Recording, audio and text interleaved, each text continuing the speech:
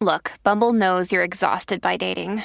All the must not take yourself too seriously and 6'1" since that matters. And what do I even say other than, hey? Well, that's why they're introducing an all-new Bumble with exciting features to make compatibility easier, starting the chat better, and dating safer. They've changed, so you don't have to. Download the new Bumble now. This is Optimal Relationships Daily, episode 2223, Become the Woman That No Man Can Ever Leave, by Marc Katz of evanmarckatz.com. Hello, everybody. Happy Saturday, and thanks for tuning in to the podcast that's all about building better relationships, Optimal Relationships Daily. It's great to have you here over the weekend, especially for a post that I believe we can all take something from. More on that in my commentary afterwards. First, let's hear this post from Evan as we optimize your life. Become the Woman That No Man Can Ever Leave, by Marc Katz of evanmarckatz.com. I'm still buzzing from the email that I got from my former client, Michelle. And let me say that Michelle is one of my favorite clients ever. Always good-humored, always confident, always present, and most importantly, always coachable. Michelle saw instant results in working with me. She attracted a man who was different than her previous boyfriends, and that's exactly what she needed. After all, Michelle will be the first to tell you that she's a bit of a handful. And after dominating and losing respect for her last guy, she craved the attention of a man who was a little more alpha. She got him, and she got all the problems that come with being with such a man. She couldn't tell him what to do. She couldn't make him say that he loved her fast enough. She couldn't ensure that he wanted to stick around for the future. Although Mark treated her great, he was still very much a man. Early 50s, successful, busy, a divorced father of a teenage son. He felt very fortunate to have landed a 33-year-old stunner like Michelle. All of the stories that Michelle told me reiterated how much he valued her, and she was in a great comfort zone with Mark. He treated her well, he told her he loved her, he put up with her self-proclaimed brattiness, and he alluded to a future together. But all relationships have their challenges, and Mark and Michelle were no different. The elephant in the room for this couple was that Michelle very much wants to have kids, while Mark never really anticipated that he'd be a father again in his 50s.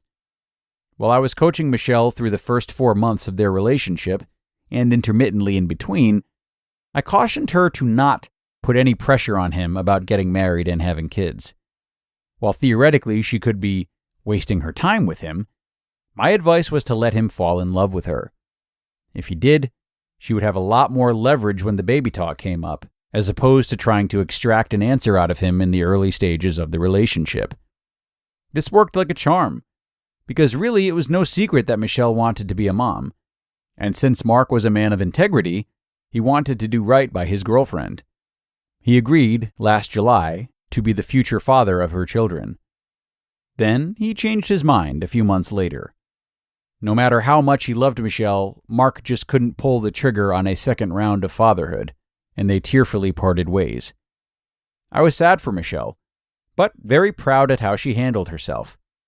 Despite her high-maintenance tendencies, she became better at understanding Mark's needs and point of view, and created the healthiest relationship that she'd ever had before. Every time she wanted to criticize him for how he handled his relationship with his son, or his ex-wife, or his boss, she remembered that men don't stay with women who treat them as incomplete projects. They bond with women who make them feel good. Most importantly, from our work together, Michelle knew that her future husband wants to be a dad, and thus she had no regrets about walking away when she did. That was the last I'd heard from Michelle. Until today. Turns out that her breakup only lasted for 1 week. Mark loved Michelle. Her playfulness, her sexiness, and yes, even her attitude and mood swings. After spending a 1.5 years together, Mark realized that he couldn't imagine life without her, which is as it should be. And while I give Michelle credit for becoming the woman that no man can ever leave, Michelle actually gives me credit. Here's a snippet of her note to me. I asked him why he had a change of heart, and finally came to this conclusion. He said because he's in love with me. I can't tell you what this has done for me in this relationship. I feel so relieved and at ease with it all. Evan, you taught me to be playful, lighthearted, patient, kind, and compassionate. You're an amazing, the best dating coach. Thank you. Love, Michelle. I love Michelle, and I love this story. A confident, successful, attractive woman in her mid-30s finds a masculine, confident man, wins him over with her feminine energy, and makes herself so indispensable to his life that he can't imagine being without her.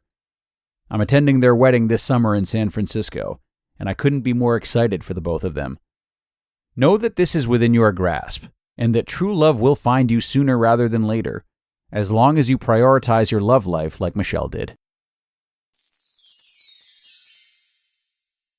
You just listened to the post titled, Become the Woman That No Man Can Ever Leave, by Marc Katz of evanmarckatz.com, and be sure to stick around for my comments coming right after this. Hey, it's Kaylee Cuoco for Priceline. Ready to go to your happy place for a happy price? Well, why didn't you say so? Just download the Priceline app right now and save up to 60% on hotels. So whether it's Cousin Kevin's Kazoo Concert in Kansas City, go Kevin, or Becky's Bachelorette Bash in Bermuda, you never have to miss a trip ever again. So download the Priceline app today. Your savings are waiting. Go to your happy place for a happy price.